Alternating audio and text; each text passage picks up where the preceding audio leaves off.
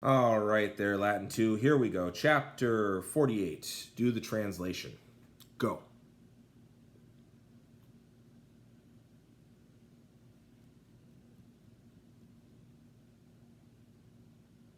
Okay, you're done. So, my turn. Get out the red pen. Near the amphitheater, all the roads were full of people who were coming to the spectacle, to the grand show. From all sides, there was shouting and noise from all sides. Citizens, women, slaves. Many had stayed the whole night outside of the gates of the amphitheater. Now the hour of the spectacle was here. Cornelius, when he showed his tickets to the gatekeepers, was led with Marcus by a slave to the spot reserved for senators. Even back then, especially back then, but even back then, rich people get a different entrance. Marcus had never before seen so many and such varied people. While astounded, he looked around. He looks around.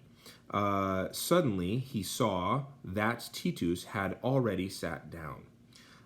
He was wanting to ask his uncle when he had arrived, for he was knowing that Titus was accustomed to get out of bed late. But because father was present, Marcus said nothing. Oh, what a wonderful relationship they've got. How huge was the amphitheater? How many? How many were the crowd of spectators?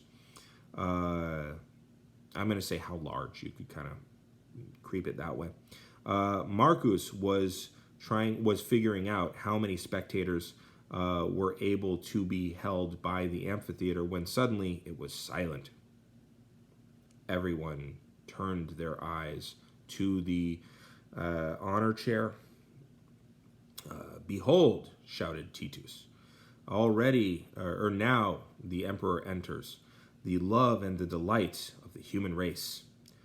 Then, with the shouting having been raised up, which I love that verb because you could actually use it to mean that they shouted really loudly or that they stopped. But here it means that they shouted really loudly. The spectators greeted the emperor in one voice.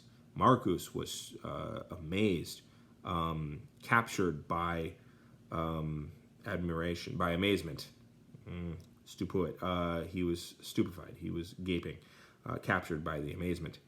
Now the gladiators, all the gladiators, had stood across from the honor seat. "Hail, Emperor!" they shouted. "Those who are about to die salute you." The gladiators went out. Soon the horn players and the horn players of higher notes came in. Or soon there were. Finally, pairs of gladiators entered into the arena. Now, from all sides, there was shouting, uproar, fury, or frenzy. The trainers running this way and that were shouting, "He got him! Murder him!" The crowd was saying, "He's had it," or "Let him go," or "Kill him."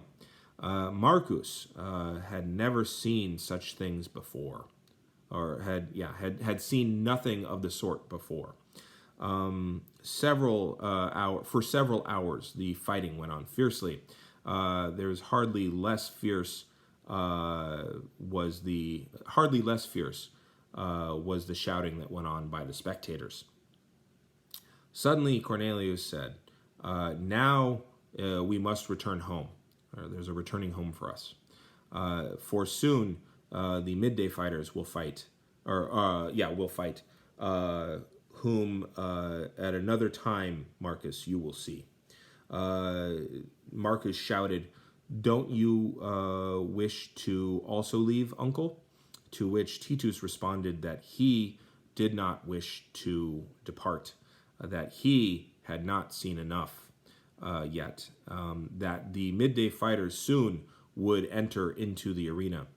In a short time, Marcus with Cornelius was being carried in the litter through the city, and he was thinking to himself, "What will I tell Sextus first?"